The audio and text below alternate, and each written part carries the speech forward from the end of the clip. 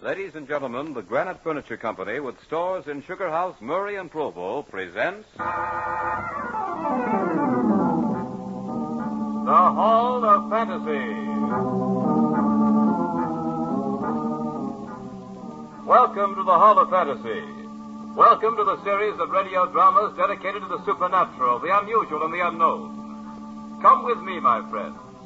We shall descend to the world of the unknown and forbidden, down to the depths where the veil of time is lifted and the supernatural reigns as king. Come with me and listen to the tale of Markheim.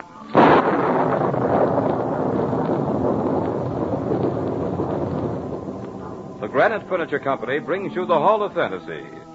Listen now to original tales of the imagination and some of the classics of the supernatural as we take you down the corridors of the Hall of Fantasy to the mysterious realms of the unknown. These are stories of eerie and fantastic thrills brought to you by your friends at the Granite Furniture Stores.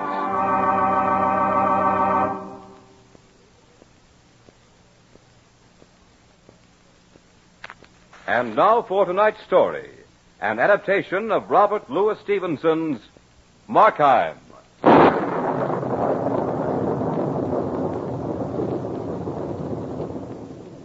They said that Markheim's first great crime was that he had committed murder. That's hardly true, for no man can kill his fellow until he first twists the knife in his own heart. This is the story of Markheim. He was a gambler accustomed to lightning shifts of fortune, but on the eve of his greatest triumph, he couldn't resist that final spin of the wheel. It was his life against the future. He wanted the decision to come swiftly, as it had always done before. But this time, the wheel turned tortuously slow for Markheim, and once set into motion, no power on earth could halt it. It was Christmas Eve. Markheim was happy to be towed along on Angela's little leash. She loved him, or what she knew of him. Angela was quite aware of the power of her smile, and Markheim was aware of the fact that she'd been leisurely and charmingly spoiled. But even if it had been a great chain that had led him into this lovely garden, instead of a warm, sweet smile, he'd have resisted no more than he did now. For this leash would lead him to a fortune. More money than he'd ever dreamed existed in all the casinos in the world.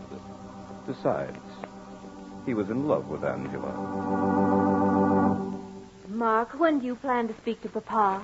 Very soon, dearest. There are a few things I want to clear up first. It won't take long. Just a few days at the most. Tomorrow, perhaps? Tomorrow? Well, that's pretty short notice, darling. I'm afraid that Oh, I want it tomorrow. Yes, but why? What's so significant about tomorrow? I had thought to wait just a few more... Tomorrow's just as good as any other day. In fact, it's better. It's Christmas. It's tomorrow or never. Angela, what are you saying? Oh, don't look so frightened, darling. I was only joking. That's better. Only it will be tomorrow, Mark, won't it? You always get your own way. Always, darling. But I wouldn't have insisted if I didn't think it would make us both happy. And you think we'll be happier if I ask your father tomorrow? Of course. There's no need to wait, and I want this for a Christmas present. Christmas present? Yes. Oh, and speaking of Christmas presents, I have a very nice one for you. Oh? Not too nice, I hope. I mean, I hope it wasn't too... Costly? Oh, but it was very. I wish you hadn't, Angela. That is, well, I have something for you, too. You have? Oh, what is it? Well, you like it. Yes, it's very nice. Now it's my turn. You shouldn't have done it. Nothing is too good for you. Nothing. I hope it isn't too expensive. Well, it was. But it's just a little trinket. Whatever it is, Mark, it'll be very nice. But if you weren't such a successful member of the stock exchange, I'd scold you for spending too much money on me. Stock exchange? Oh, yes, quite. Well, Angela, I think I'd better be going. So soon? Yes, I really must. Then I won't detain you.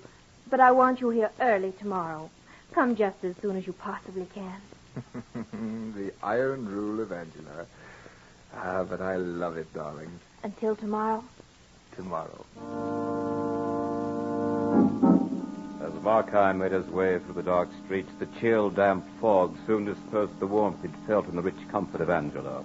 And the last word he'd spoken to her as he'd taken his leave seemed to mock him as he traveled in the night. His futile gropings for happiness seemed to slap him full in the face with each new wave of the gray night mist. For a moment he thought to return to his foul, dingy little room, barren and ugly though it was. The thought of it made him shudder. Any other time he might have found some comfort in his hateful little iron bed. Another night he could have slept and dreamed of fabulous fortune, of an endless flood of gambler's luck, making him richer with every spin of the wheel. But there was no time for that now. For tomorrow was... He cursed the inconvenience of this moment. Tomorrow was Christmas. Suddenly, as if some henchman of the devil had whispered into his ear, Markheim heard the name that had been synonymous with resentment in his heart. That name seemed to strike faint but unmistakable sound in his brain. It was very faint at first, like the soft, tinkling snap of an icicle when it breaks. But it soon became a giant thing that loomed up so forcibly it was almost physical. It came without warning out of the thick fog of his brain, and Markheim suddenly found the name on his lips. Ziegler. Ziegler. Ziegler. What do you want? It's you, Markheim. Let me in, Ziegler. On Christmas Eve? Can't you see I'm closed? Open up. I've got to see you right away. All right. What kind of trouble are you in this time? Well, come on in. I don't want all that cold and damp creeping in. I've enough aches already. Yes. Merry Christmas. What's your errand? You do a pretty good business here, don't you, Ziegler? You didn't come to talk about my books. What did you come for? I told you the last time that I wouldn't take any more of your stolen goods. I didn't come to sell anything, Ziegler. My uncle's cabinets are disgustingly empty these days. He's moved his collection. I don't wonder at that. Your uncle is a remarkable collector. His items were rare indeed. It must have been quite a blow to him when he discovered that they were disappearing so methodically. It was more of a blow to me, I assure you. He booted me clean out of the place. I was taking an awful chance myself handling that stuff. An awful chance. But at an awful profit, Ziegler. What good's a profit when you once get the yard after you? Well, if you didn't come here to sell, what did you come for? To buy.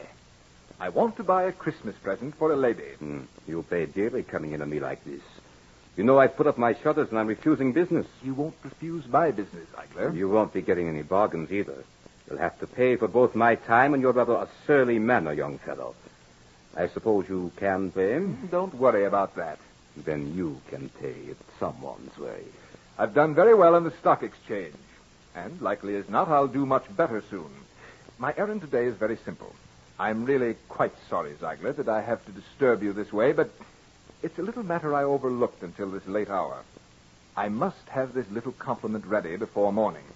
And, you know, a man would be a fool to deliberately harm his chances of a wealthy marriage. Well, let that be it then. You've been a good customer, and if you have a chance, you should tell me for a fortunate marriage. I don't want to be an obstacle. Now, here's a nice object. Your lady is certain to favor it. It's a hand mirror. Guaranteed 15th century. It's from a fine collection. Whose collection, Ziegler? In the interest of my customer, I withhold the name, if you don't mind. He was, shall we say, somewhat like yourself. The nephew of a remarkable collector. The pointed remarks of this unscrupulous old dealer suddenly flushed Markheim's calm with waves of passionate resentment. But they passed, leaving nothing but a slightly emotional residue and a slight nervous trembling in his hands. He took the mirror Ziegler held out to him. Surely you do not propose this for a Christmas present? Why not? Your lady should be very happy to have such a fine item. And every time she looks at herself in it, she'll think of her sterling husband. Your manner is likely to cost you something before long, Ziegler. So you suggest a thing like this. Look at it. Look at yourself in it. Though I dare say you'd look little better any other way. But look at it. Your future lady must be difficult to please, sir. I am buying a lady's Christmas present, not some monstrous souvenir of the sins and follies of the past. Certainly not that grim thing. You weren't actually serious about pawning that off on me, were you? Quite serious, sir. What are you made of, Ziegler? What keeps your dry old heart at work these overtime years? You certainly must have a few thoughts now and then of something beside your miserable little existence. Are you joking with me, Markheim? You'll find it on the sale price if you are. Everything about you can be found on the sale price, Ziegler. Come, what's the purpose of this talk? Christmas Eve, man. See how the world scurries by outside? They're all touched with a very warm, friendly spirit. What does your life consist of tonight but a hand for grabbing money and a safe for hoarding it? Is that all? You've drunk too much to the health of your lady, I think. Ah, then you have been in love. Tell me of those golden moments of yours, Ziegler. Tell me all about them. I have no time for such things. I have no time for this foolishness either. You take the glass or not? Yeah, but let's not be hasty. A pleasant talk, a pleasant walk. How does that go? Well, pleasant it is, Ziegler, and I must not hurry away from any pleasure, even one as doubtful as this. Each instant is a precipice, Ziegler, a very high precipice.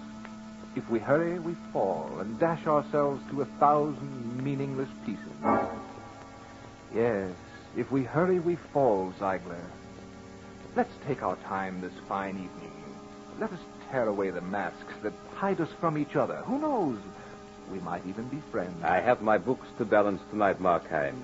Either make your purchase, or I have to thank you to leave the shop. To be sure. There is no time for being friends, is there? Show me something else, then. Show me something else, Ziegler.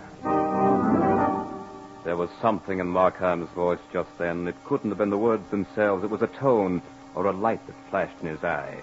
But it filled the little dealer with an unexplainable terror.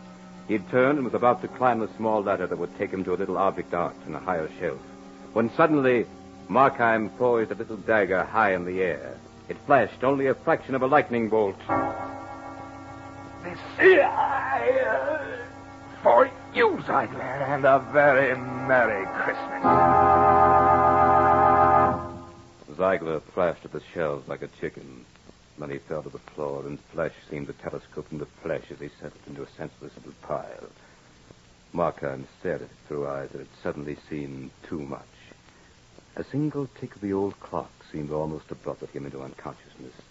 His lips parted to speak. Must not hurry. Each instant, a precipice. Yes. Ziegler, stand up! Stand up and speak to me!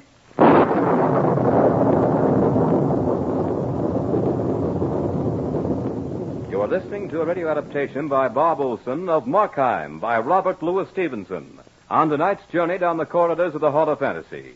Brought to you by your friends at the Granite Furniture Company with stores in Sugar House, Murray, and Provo.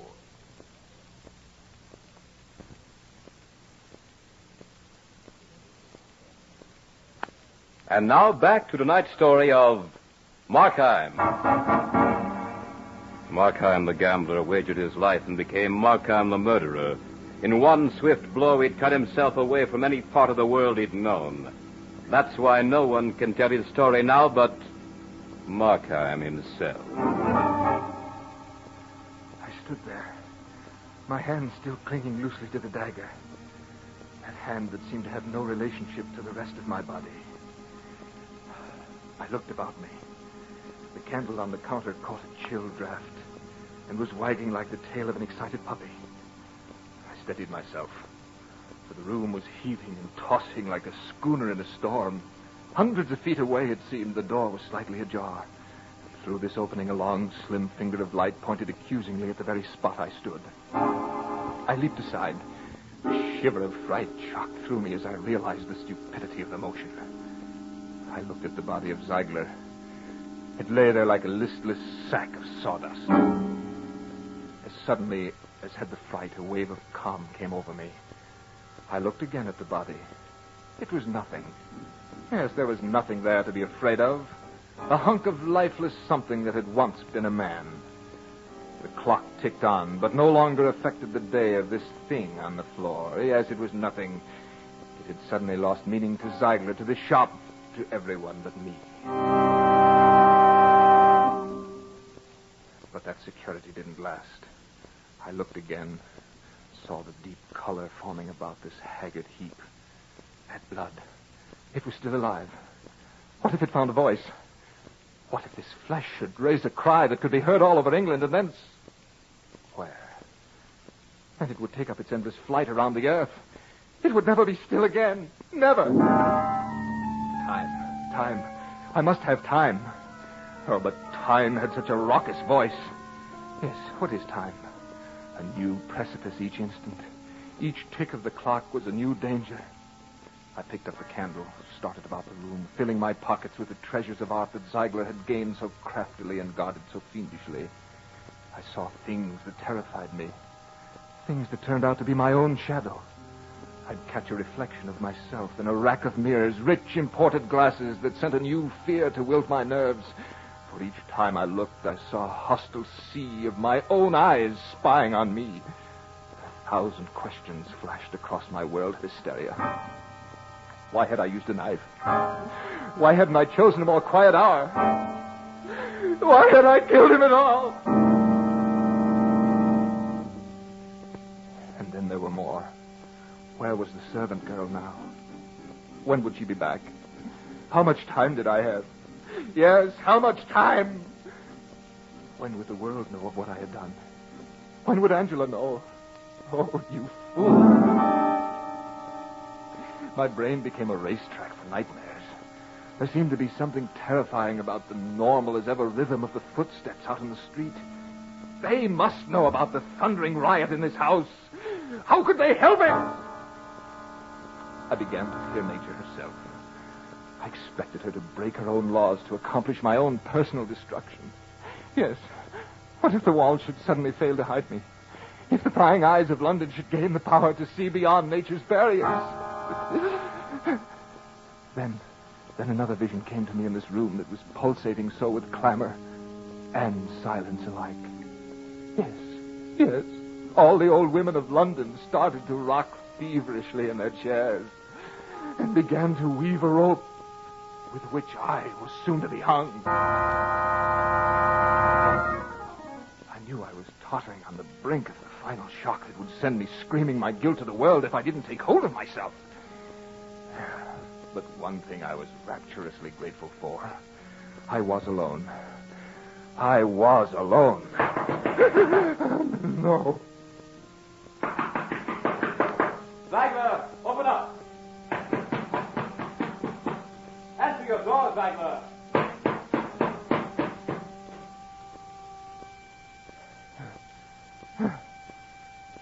Thank heavens. He's gone.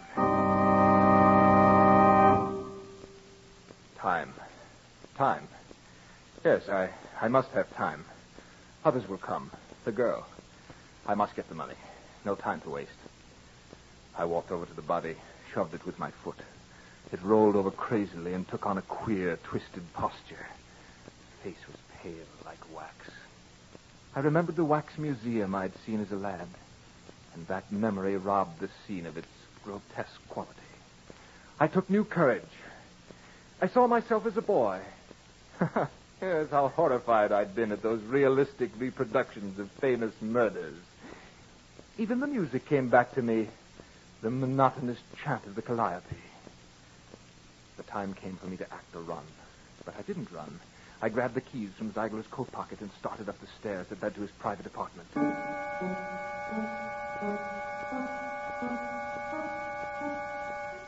were 24 steps and 24 separate torches that led to the drawing room where I knew I'd find the safe.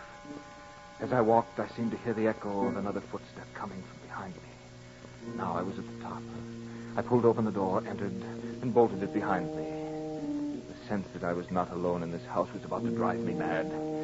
I longed to be in my shoddy little room, away from the eyes that were constantly dancing about in this house. Every man who walked became an avenger and sought stealthily for some scrap of evidence that would curse me forever. I thought of Angela, not long, just the length of a breath or so, but I heard her voice in hollow mockery. Tomorrow or never, Ma. Tomorrow or never. Yes. She said she was only joking. She thought she was only joking. I was before the safe. The finale of this little drama. I fumbled with the keys. There must have been 50 in all. And again, the rush of time began to make me tremble with uncontrollable anxiety. Time. If I ran out of time, this nightmare could have no meaning at all. I shot a glance at the door. Nothing stirred. Yes, I was satisfied that I must be alone. It was quiet here. Even my heart began to slow down a little. Suddenly, another sound broke the stillness. It came from the nearby church. The organ was playing a familiar hymn. I listened.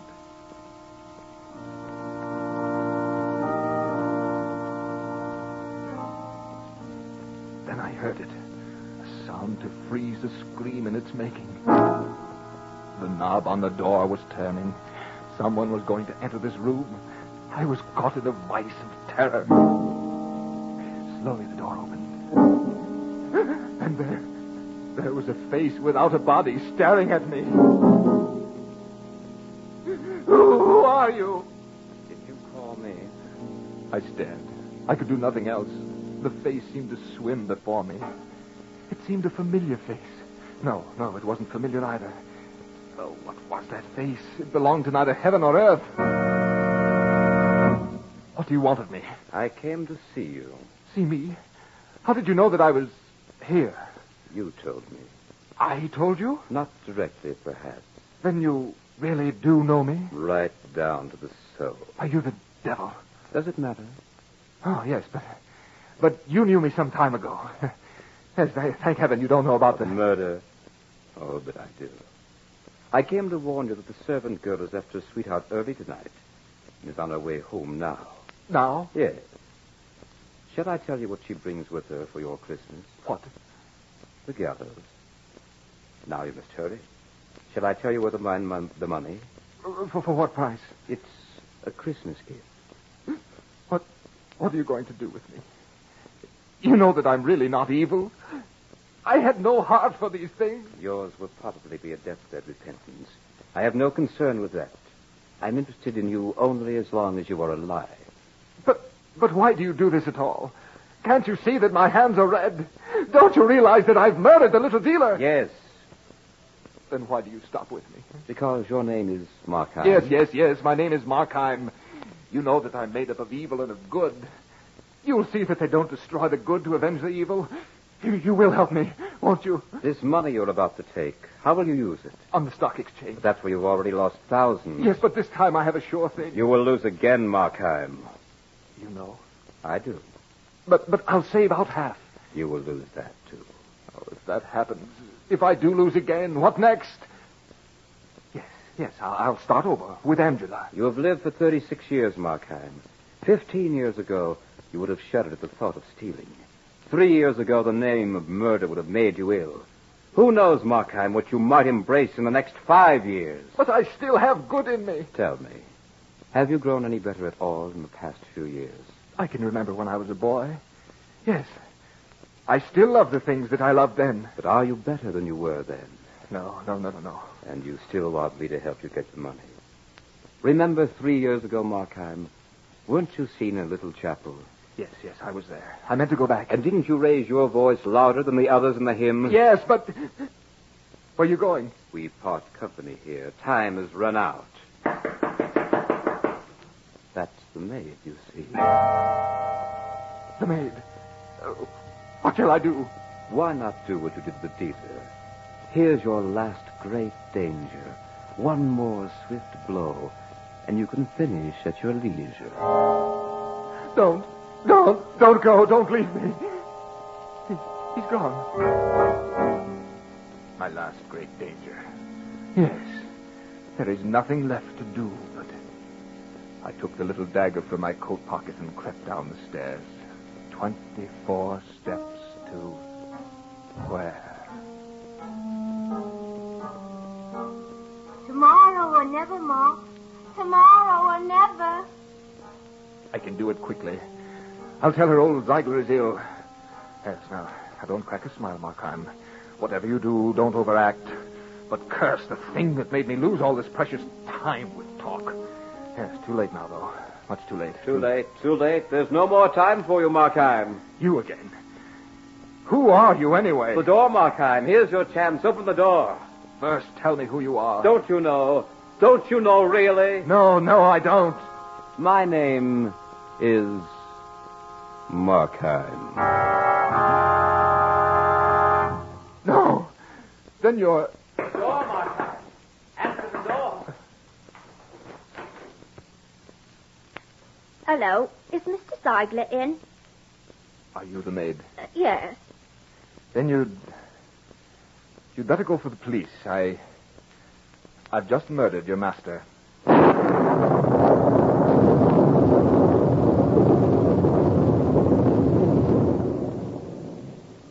runs the tale of Markheim.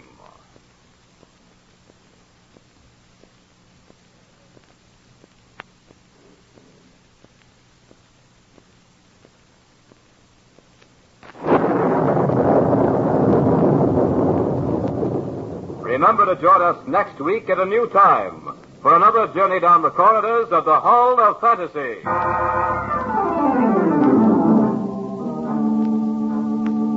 Tonight's program was adapted by Robert Olson from the story by Robert Louis Stevenson. Heard tonight were Carl Greyson as Markheim, Richard Harcourt as the narrator, Beth Calder as Angela, and Richard Thorne as Ziegler. Musical background was provided by Earl Donaldson. The engineer was Nephi Sorensen. These programs are produced and directed by Richard Thorne.